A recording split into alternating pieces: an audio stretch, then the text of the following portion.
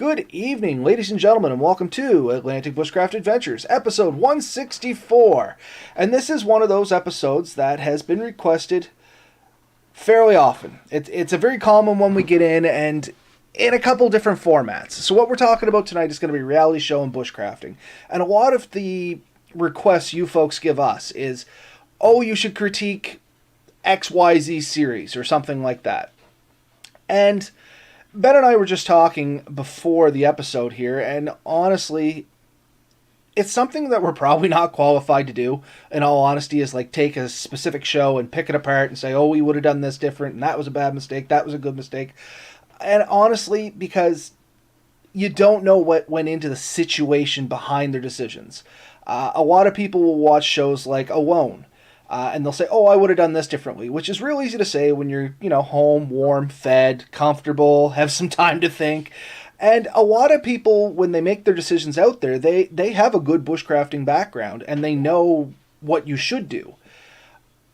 But something, whatever their thought process was, happened to guide them down a different path, and unless you're there and you know everything that's going on, in my opinion, personally, you can't truly say that was wrong or this is right. You know what I mean? That's kind of my feeling on that, Ben, like I was trying to explain to you. So why don't you give your two thoughts on it, and then we'll kind of go down our rabbit holes. Well, I tend to agree with you, and we have to remember with all these shows that we're going to mention today, a lot of it is edited out. Some of it is they left stuff in because it was good for ratings. Some of it they left it in because they thought it was interesting or whatever. And you don't know everything that led up to it. And you don't know if they tried all the things that we would have tried, and then they're like, yeah, that didn't work, so now we're going to try something ridiculous.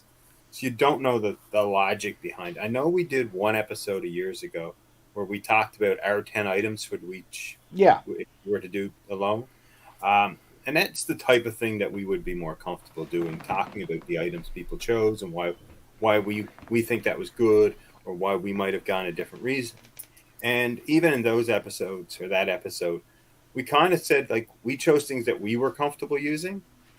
They may be very well comfortable. And the one that comes to mind is Maker's Mischief, I think was his nickname. I can't remember his actual name. But he took a shovel and everyone, like, instead of an axe or a saw. And he did awesome with that. Like, he had some out-of-the-box thinking, and it did well for him. But I think he also had some knowledge with that. So. No, and I agree totally. And something that you actually said, Ben, that's a super important point for anybody listening. At the end of the day, reality TV is still entertainment. And as you said, Ben, they cut a lot of stuff out, and they'll edit stuff in such ways that it's not being misleading, but it adds suspense, or it'll improve ratings, it'll give drama, it gives anticipation. Because like I said, at the end of the day, they're making money off this. They're not just showing this out of the goodness of their hearts as much as we wish they would. Somebody somewhere is netting a paycheck, and it's their job to make this as entertaining as possible to the largest audience. Yeah. And I think one of the shows I mentioned earlier, I think is probably a good one to start with, Survivor. Yeah. I can't think of a lot of reality shows unless I really want to go back to, there was a Newfoundland show, Lloyd and Bryce. That would be a good one to critique. I don't know if you know the name of the show. I can't say as I know that one. Oh, it was awesome. But a lot of today's audience would remember when Survivor came out. Maybe not our youngest audience because it's been around for a long time now. They got a lot of seasons in. But Survivor, is a show where they took 15, 20 people, they put onto a set location, and they had to survive, and they had to play games to get things. And that's where it kind of doesn't do a lot of bushcrafting. When it first came out, I thought it was going to be a really good bushcraft show. And they have, starting a fire and making a shelter, and there is elements to it. But they end up with a lot of, advantages that come in out of it just through the games and the show. And it was all about entertainment.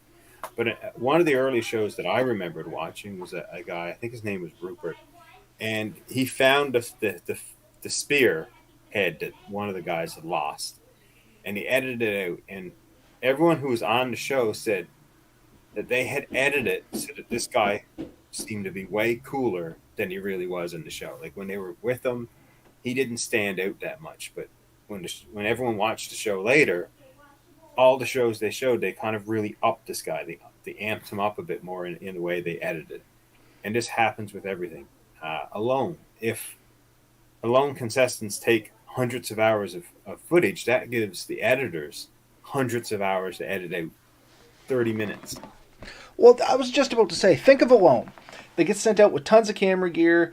One season they're out for 100 days. Yeah. And I mean, they condensed that entire season down into a handful of episodes at an hour each.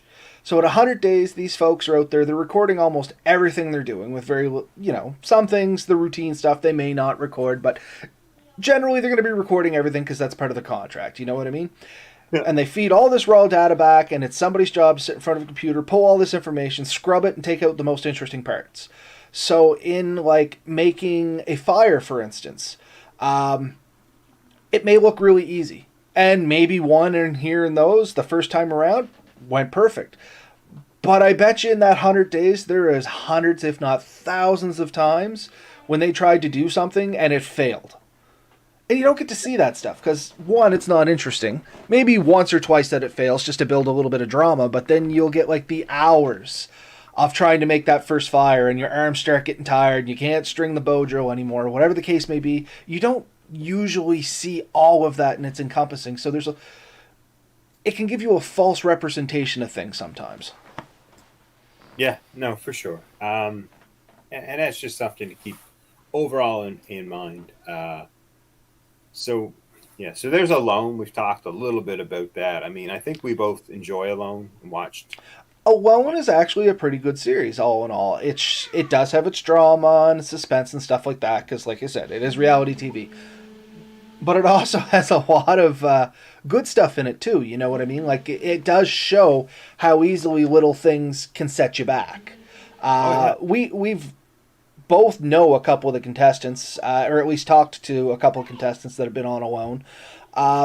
And honestly, that was one of the takebacks from some of what they had said after they had been on and stuff like that and chatting with them. They're like, it's so easy for one little thing to give you a roller coaster of failures. Oh, yeah. Yeah. And I guess any survival situation you're into, that's something to keep in mind. And it's a good reason why when you have an issue, to not let it affect you too much, because one bad decision can oftentimes lead to another bad decision. And if you're somewhere for 100 days and then, the first 60 days went awesome, but in 61, something goes wrong. In 62, something goes wrong. And in 63, two things go wrong. And then, although if you added up all the things that went wrong before, you had an overall good attitude about it, you probably just let them go. Now those add on, and it enhances that effect. So one bad decision, like you said, oftentimes leads to another bad decision because it's kind of a gambling type thing. We keep doubling up on it, hoping that the next big payoff will pay out. But now we've indebted ourselves in energy, in food, in survival, in shelter, in things that we just can't come back from. Another really good thing that I liked about Alone, and I'd like to get your opinion on this too, is it was one of the survival shows that I've watched that actually gives a decent representation of the psychological effects of isolation over time. Because you can see that through the contestants, especially in the one that lasted 100 days, and some of them go on for several days anyway, months and whatnot. And you can kind of see the psychological toll that takes on people. Some contestants have just said, I'm done simply because I can't stand being alone anymore. Mm-hmm. And that's what a lot of other survival shows kind of misrepresent. Because everybody has that buddy, oh yeah, I could grab my kit bag, go out into the woods, and I'd be fine for a year. You might have the skills to keep you fine for a year, but I can guarantee you that psychological isolation is going to start wearing on you at some point. And it's not really understood how much it does until you're in a situation when you can really contemplate it. And I mean, I've done some long outings, but nothing to that extent. So I couldn't even imagine it. After 7 days, I start getting a little squirrely and I'm starting to talk to animals and stuff, you know what I mean? Because as humans, we do make companionship. Everybody does it. It doesn't make you insane, but this is one of the things that you do to cope with psychological isolation. And I just found that was a real good representation with Alone. Not so much even full isolation. Like, I was around other people, but my time in the military doing QL 2-3. So I was in Gagetown, and we were with the same 20, 30 people at any given time. And even with that, you were only isolated down to, say, 8 or 10. And I never really got to see news. Like we were in the field, we came home, we took care of our gear, we went to bed, we got up, we went back to the field, we went back to class, we were always busy. And I never had time to turn on a radio or go in and turn on the news in the rec room. I just never had time for it. And about once a week, I'd get a phone call home, and it was usually pretty short. And I started craving, like, what's new? Like, is there something happening in the world? Because I had no idea what was going on. And that isolation, even in that experience, was enough. That, yes, if you were completely isolated, you have no idea what your friends, your family, or the general world is doing, it's going to cause a lot of anxiety in that. And I think the other thing is it's going to cause a lot of self-reflection. And not a lot of people are ready for that. And that's what you see in Alone, where a lot of them, after, say, days 20 and 30, you've seen them, like, breaking down about things that happened to them years ago. Because I think they managed to, like, blot it out. But now you're alone with nothing but your own thoughts. All these little things come bubbling to the surface. So there's a lot to it. The psychology of that's pretty extreme. No, and I couldn't agree more. So Chris Loveless, Alone. Alone is a TV show. It's actually a pretty good one. Contestants go out, and last one standing wins a cash prize. Is, the very basic description of that, but I strongly recommend you give it a go. I think it's on the History Channel, and it's a good series, honestly. There's been a couple of the contests held here in Canada. As we said, we have had the pleasure to chat to a couple of the contestants in our bushcrafting careers, if you want to call them that, and learned a little bit from it. So the premise is, of course, over what you said, they get 10 items, so they get to choose 10 sort of set items that they have to provide themselves, and they get sent in to the woods with those 10 items and a few standard pieces of kit, and survive as long as they can. And that's the gist of it. The last one comes out wins. The other interesting one, similar to this, but a little before that, was Naked and Afraid. Yes, Joe Robinette was on it. Wayne Colcraven, Mitch Mitchell. Those were some of the ones that we knew. There were others for sure, a ton actually, because there's been about 10 per season. I think they're on like season 9 or 10 now. Yeah, and we were chatting before this, and I'm self-admitting I haven't seen the end of last season or any of this season. Yeah. So the Bard brothers. So they did one season where they sent couples or pairings of people. And that was really interesting. The Bard brothers, I think, won that. They were from Toronto. I believe that's who won now. So, yeah, it's a good show. I've watched most of the episodes. I really do enjoy it. I do find that I've just kind of... And I've said it before on this show. It's a show I would love to compete in the right situation, but it's really hard to give up because I think they say, like, up to a year of your life. And that was one of the interesting things I learned by talking to some of the contestants. It's just how much time you give up. And it's like you're giving it up. You're detached. You're walking away from your job, walking away from your family, walking away from everything in the hopes that you're going to win some money. If you don't, you just abandon everything. Yeah. And I think the takeaway of it was like 500,000. Like, it's not even a full million. So, I mean, it's good money for a year. But you have a 1 in 10 chance, assuming that everyone else is similarly skilled as you, of actually getting it. So, really, realistically, you could say it's like making 50,000. Yep. Right? Like that's the takeaway from it. Everyone has the chance of coming away with 50,000, and it's just going to roll to one person. So it's not oodles of money. But Naked and Afraid. Naked and Afraid is exactly what I was just about to bring up. Is another one I want to talk, because that's where you send 2 people, usually a male and a female, into the woods, and they get like 1 item each. And it's not even close. And some of these people don't have any bushcrafting backgrounds or any, like, they have basic outdoor skills. Let's go with that. Most of them are like avid hikers and campers and stuff like that, which is good. Don't get me wrong. I'm not making fun of any of those pastimes. It's just in the scope of bushcrafting, they generally don't have that bushcrafting background where they're openly going into these situations to try and practice skills. Yeah, and I mean, the common items there was a knife and a pot. Like, that's what a lot of them ended up with, which, honestly, if you're going to go on a trip like that, that's probably two of the items you're going to want. You're going to want some way of boiling water, purifying water, because that's a big one. I think they're limited to just like 5 or 10 days. They're not out there for a ton of time, but it's long enough to make a difference. And the premise is you're just lost. You've lost your clothing, everything. You're just at a bare minimum. And I think we may have talked about this before, and the first thing I would be trying to do is figure out how to make shoes, because that seems brutal, just to be barefoot for a time. And they've done that show. I mean, I know they did some in Africa, and it's been all over the place, honestly. All over the place. And it's Australia. They did one out of Australia, so it was pretty neat. And they had some interesting survival ones. They had one that was XL, and I think if they actually took like 10 pairs and sent them in together. Whether they were all together, but they could all meet up in the same area. And that was kind of an interesting one, too.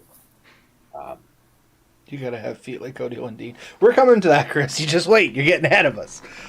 So we do have some comments from the side there. Chris Levis thinks he watched Alone when Joe was on it. He thought it was all scripted.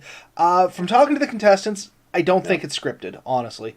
And I say that with pretty good confidence, because Wayne Callcraven, for instance, he left because he was attacked by a bear. The guy was legitimately attacked by a bear. Let's see. So we are going to talk about this one, so we can name this right now. Les Stroud is pretty awesome. This is coming from Carl. I've only watched him on YouTube, never saw his TV show. Chris followed it up with Loves Les. Literally a legend on bushcrafting and survival in general. And he binged watched Survivor Man. So seeing it's in the comments, why don't we talk a little bit about it? So Survivor Man, Bear Grylls, and Ray Meyer, they're kind of three similar style shows for that genre, but with different takes on it. For sure. Go ahead, Ben. It's just Ray Mears. I think you said Myers, but Ray Mears. Oh, yeah, sorry, Mears. I feel Ray Mears kind of predates the other two by for when I came exposed to them anyways, and he's a British guy, and if I had the choice, like if I was going to be lost with one of the three of them, I'm choosing Ray Mears, honestly. That's just me. He's kind of a pudgy man, and he's a survivalist. I'm always follow a fat survivalist. You'll never go hungry. It's just a good theory, right? But he fits my style the most in the fact that he doesn't take a lot of risks, and he really studies the area. So he learned a lot off of native or Aboriginal tribes and groups from the various areas around the world. He was too. So he's traveled around the world, met different peoples, learned what they use to survive and how they use to survive. And he just uses it in a way to improve his life overall, not putting himself in situations where he has to survive with a straw and a piece of baling wire. Like, just, it's not like ridiculous situations. He's not pulling the old bushcraft MacGyver. No. That's what I like to call it, bushcraft MacGyvering, because you're just left with some random stuff and you got to figure it out. And that's a genre on its own, too. He did a great one here in Canada. He went up to Algonquin Park and he met up with this guy, and they were just camping and just enjoying themselves. And he looked at the other guy and he said, "What would you do if you lost your paddle?" And the guy was like, "I'll pull out my other paddle." And he said, "Okay, yeah, what was your last both paddles?" Like, he said, "Oh, I'd be up the creek without a paddle." And he said, "So you couldn't make one?" And the guy's like, "I don't think so." And he said, "I'll tell you what, go find me a piece of wood about as big around as your leg and, 6 foot long or so." So the guy went and he found a piece of wood that was like driftwood, and he brought it back, and Ray took a few pieces of wood and split it, and then he took a piece of charcoal out of the fire, and he drew a paddle, and he sawed down with a saw, and he carved out, and it looked like it didn't take him long. Like, he did it inside of a few hours, I think. He carved out a functional, usable paddle. Yeah, And that's the thing I like. That's... Okay. Just trying to collect my thoughts on this one before I put my own feet in my mouth. That's the thing with Ray that I find interesting about his show. He is one of the individuals where it looks effortless, and I don't think it's actual editing to make it look effortless. I think because he is in a situation where he has... it's not a survival situation per se. He's just out there showing skills and learning. He has a little better opportunity to hone those skills and fine-tune them to the point where it does look effortless. He has everything on him that he needs to complete those skills, and he's well prepared. But it still gives great information. And you said he plays it relatively safe, which I also agree with.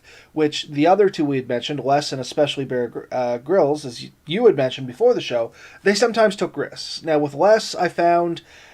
it was calculated because his show was still mostly him being the camera crew, production, and everything. So it still had to be interesting, but all done by one individual. So I kind of get his 2 cents on that one, but still took a couple little risks, glamorized a few things, but still really good information. I enjoy Survivor Man, which I believe it was Chris mentioned over here in the comments. Yeah. Now, Bear Grylls, his show... he took a lot of risks, and I'll let you talk about that one because I know you got a bone to pick on that. But also, the production value was way over the top in my mind. I guess if you think about it, the three of them are 3 countries that we're used to seeing shows from. And Ray Mears is British, very much BBC, like very British feel to it. And then Les Stroud, well, he's a Canadian, kind of had a bit more of a Canadian feel to it. He's a bit of a badass. Take some risks and stuff. And then you have Bear Grylls. Well, Bear Grylls is American. America! And that's the way I see it. Like, it's a little over the top. It's a lot of risks. In one of the shows I watched, I think he found a piece of rope on the ground, and at least that's the way they portrayed it. And he tied it on to a piece of rock, and he, swung out across a cliff or something. And it was just, why? Why would you do that? There's no need. Love or hate him, it was entertaining. And you have to admit, it was entertaining. And he's done a lot for the genre, for the idea of these shows and teaching survival and stuff. But he's also done a lot that I really question. And I think one that you brought up before the show, but was drinking one's own piss. Not really necessary. No, and potentially dangerous. Exactly, and studies have been done on it, and that's just one tiny example. There's others down the list, and once again, I'm not going to pick the man apart. He's done so much for bushcrafting. I never want to take anything away from him, but yeah, there might be a little bit of potential oversight in some of the information that was given. Yeah, if you check out some of these shows too, there was some rumors that the shows he did weren't as far back as they thought he portrayed them to be. But if you think about it, you have a show, you have a camera crew, you're probably somewhat limited. He's still getting the ideas out there, and it's worth watching. Anything you watch on TV and anything somebody tells you, including stuff you hear from Atlantic Bushcraft Adventures, do your own research. Figure it out for yourself. We are not telling you it's absolutely right. Same thing with these guys. Each one of these guys, I'm sure we can find something that they said was a mistake or an error, and probably not the best advice, but it's the advice they went with, and I'm sure somebody could do the same to us, and this is why we're not going to pick too much. That's just the overall attitude for the 3. I do enjoy all 3 of them. I've watched shows from all 3 of them, and it's been kind of interesting. I would love to see a show with the 3 of those guys together doing something, or doing the same task parallel to each other, just to see how it would turn out. That would be so entertaining, honestly. I never thought about it because the chances of it happening are slim to none, but that would be amazing. I would pay money to watch that show. 100%. Yeah. I would love to be the live audience just on set running around watching that show. Because, man, you would learn so much of what to do, what not to do, whatever, but you would learn so much. Yeah. I think it's Bear Grylls, too. So many of his episodes involved him just jumping out of planes. Well, the man had some skills. You know what I mean? Yeah. I can't take anything away from him. So another name that I see, or two names that I see thrown in the side here, we might as well talk about them, is you got to have feet like Cody Lundin to walk barefoot. So Cody Lundin was on a show called Dual Survival. Yep. And then we have another one that says, I also wish Matt Graham had more shows or material to study. And Matt Graham is another feller, super interesting guy. Do you know this dude?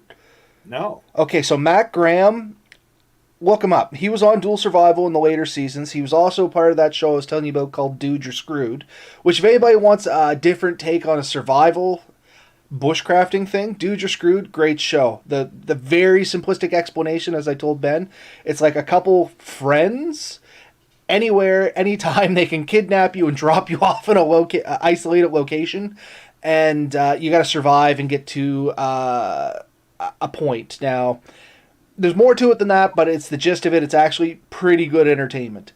But yeah, Matt Graham. Matt Graham is a super... He's kind of like a Cody Lundin, but more laid back than Cody Lundin. He's also a super intense runner.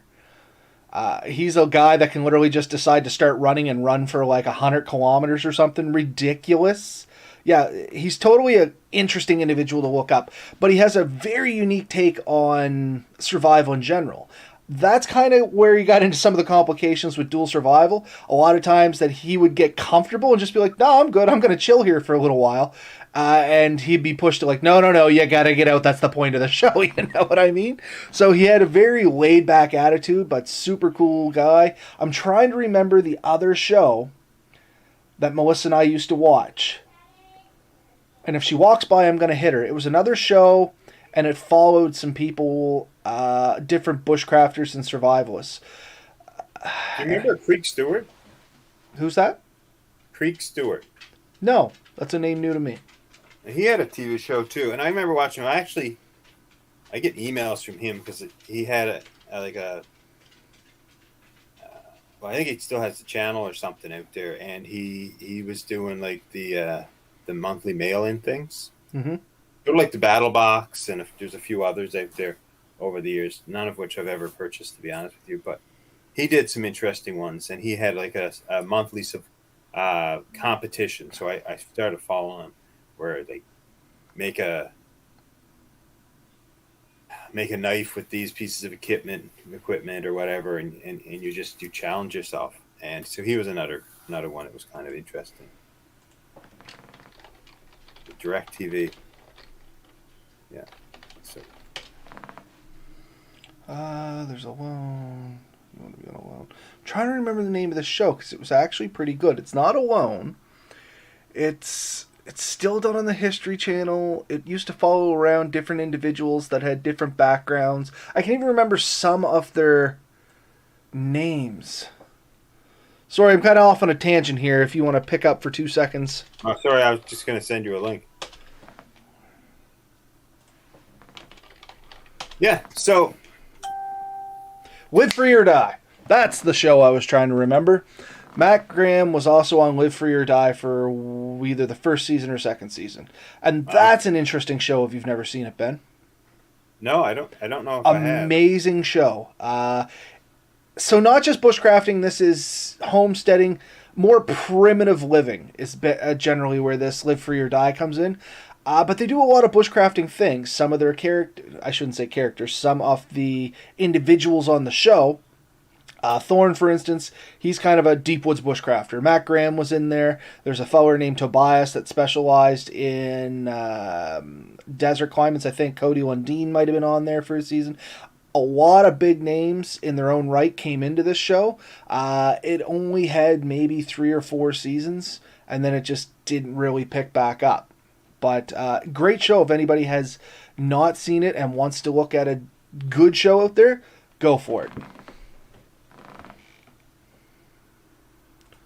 Wasn't there another one too, Mountain Men? Or there's been a lot of survival shows that I get thinking about it, honestly. Below Zero. Are you talking Life Below Zero, where it kind of follows around the people from the Alaskans there? Because it's another good show, but you have a lot of stuff going into it. Less bushcrafty, more primitive living. Once again, kind of like the Live Free or Die. Good show, though. Definitely a good show. Alaskan Bush People is one, if you're thinking. No, but that's another show. Once again, same kind of thing. It's primitive living. Still a lot of great stuff to learn from it. Not necessarily the survival bushcrafty show, though. I know the mountain one, they have ones down south, and they were right up through.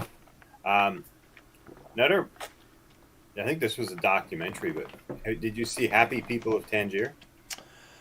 No, I haven't seen that one. I think it's Tangiers. But it's a tribe of people in Russia that still live a pretty primitive life. And they're mostly trappers and stuff. And there's like one ship that comes up this river, the Tangier River or whatever, and meets them like once a year to trade. Cool. So, anybody that's from... Oh, sorry. That's on YouTube. On YouTube? Yeah. Okay. Sure it is. What I was going to say was anybody that's not from Canada, the interesting part about that is that's pretty much where Canada built its backbone, is fur trading. So you get a lot of these people in Alaska, the Alaskans and other provinces. They'd be fur trappers and stuff like that. This is where a lot of the bushcrafting background rolled in. And they would trap their beavers and other fur-bearing animals, and they would come back out and sell their pelts. And I mean, literally, it's the backbone of commerce in Canada if you are into Canadian history. So, pretty cool thing there. But yeah, those are just some names we throw out. Once again, all these shows, they're all great in their own right, and they all have a different flavor on bushcrafting and survival and primitive living and homesteading in their own rights. So every one of them, you're going to get some great information from.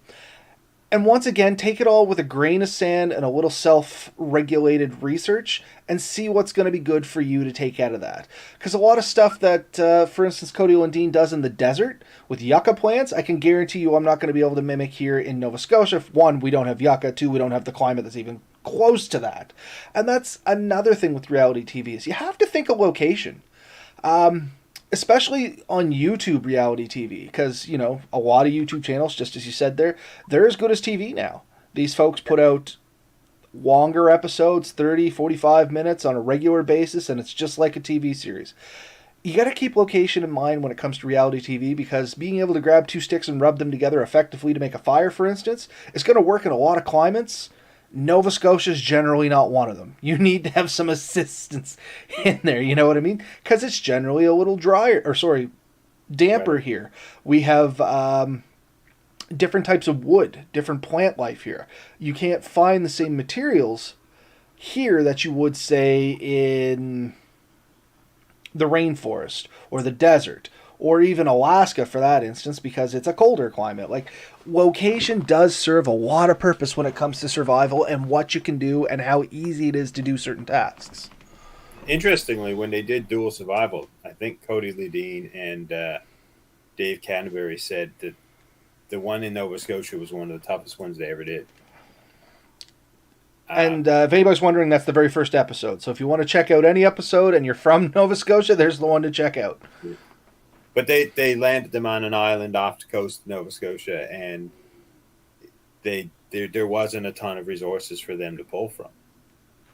No, and that's one of the things that stuck out with me. They said it was one of the most inhospitable climates they'd ever done, and I'm trying to remember where they got dropped off. It was a small island off the coast of Newfoundland, if I'm not wrong.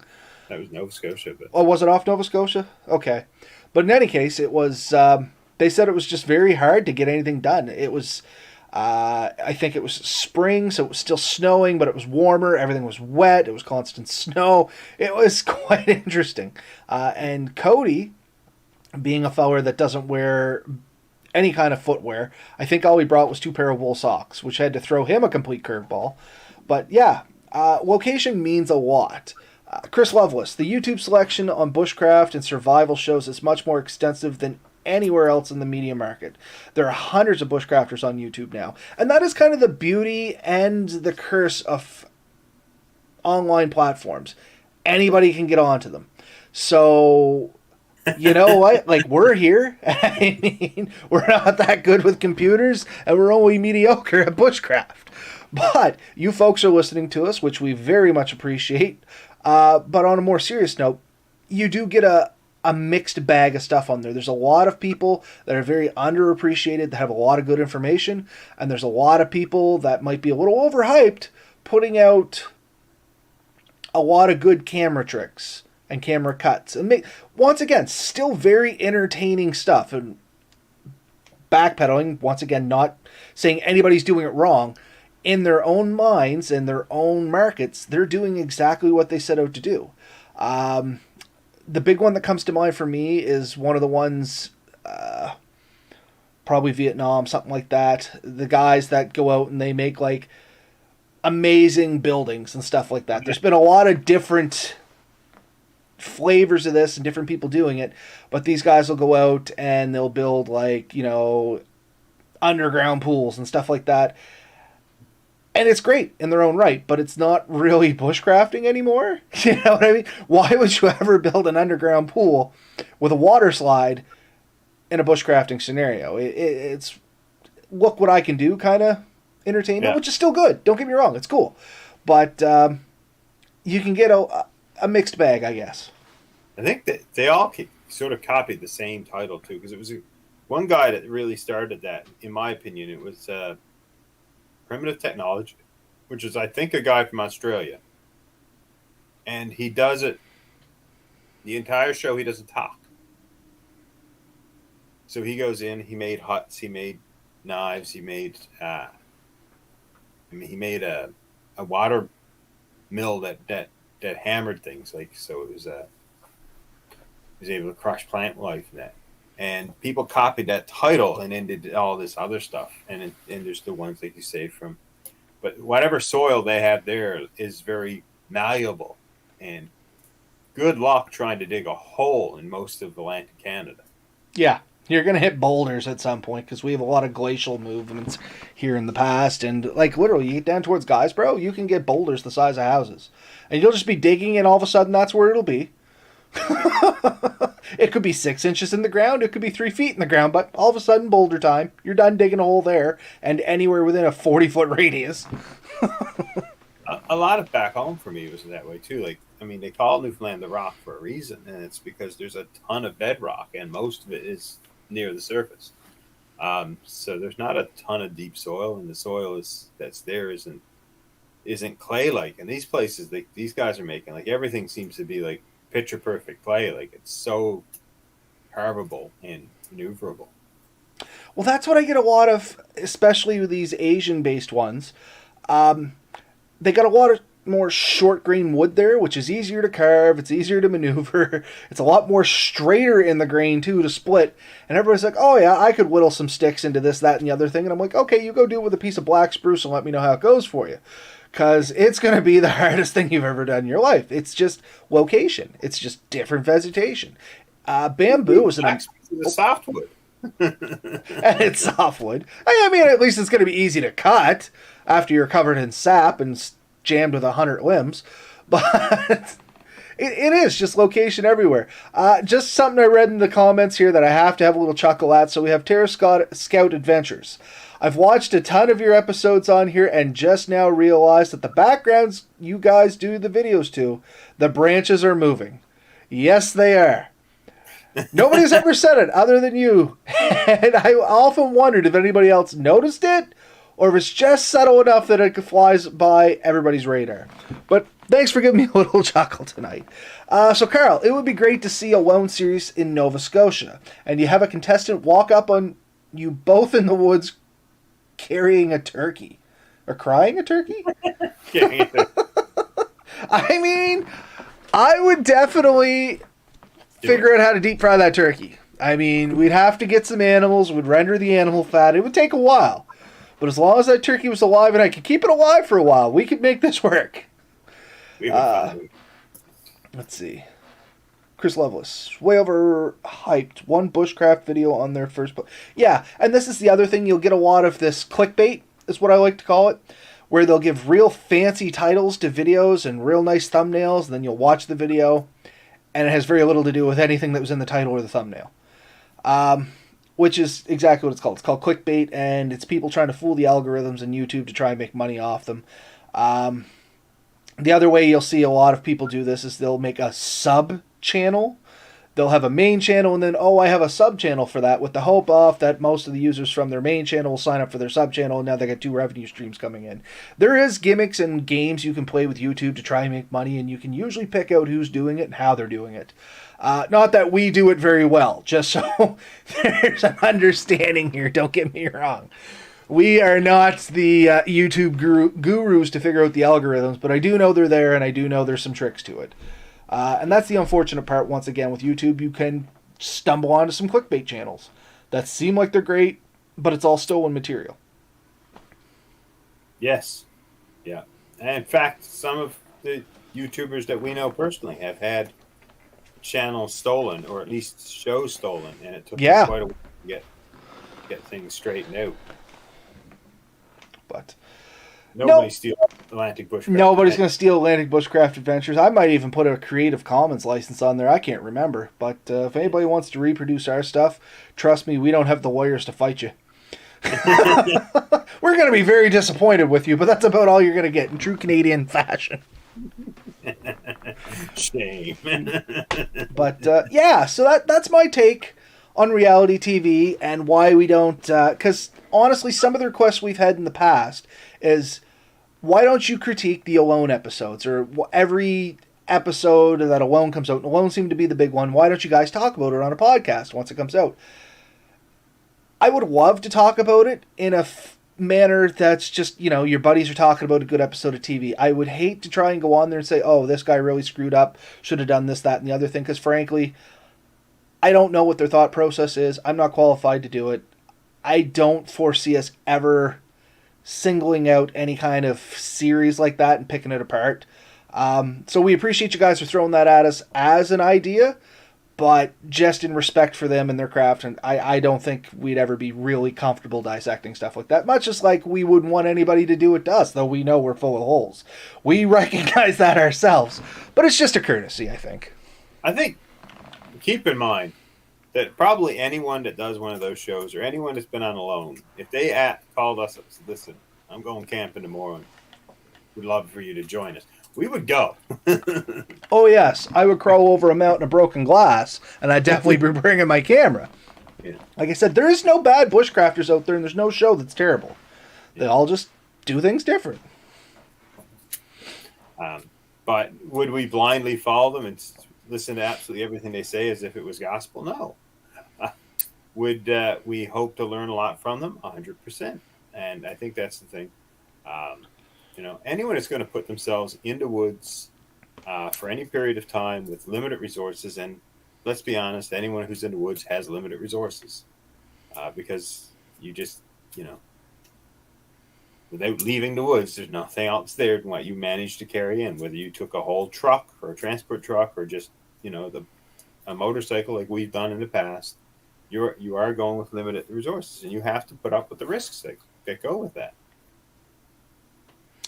No, entirely. And like I said, I'm sure somebody could stumble along and absolutely destroy some of the stuff we've done in our videos. But we did the best we could at the time, and I hope that's all anybody does in their time. The whole idea of any of these shows is honestly, it's just an idea of what you could do. Learn from it. If it was a good thing, you can know it for next time. If it was a bad thing, you know why in your own mind it went bad. And maybe you can find a way to do it different. Or maybe in that situation, just to avoid it. So, the time's coming. Chris, I don't know, bud. The time may be coming, but I think it's still a few days off at least. But yeah, that's all I really want to say on the whole subject. Is there anything else you wanted to do there, Ben? I know we're only at about 45 minutes now, but that's okay. I think we said what we need to, or at least I said what I needed to. No, I think we've covered it. It's just the same thing. After that is everyone get out there, have some fun, enjoy it. Let us know how it goes. If there's anything you particularly like to see or do, let us know.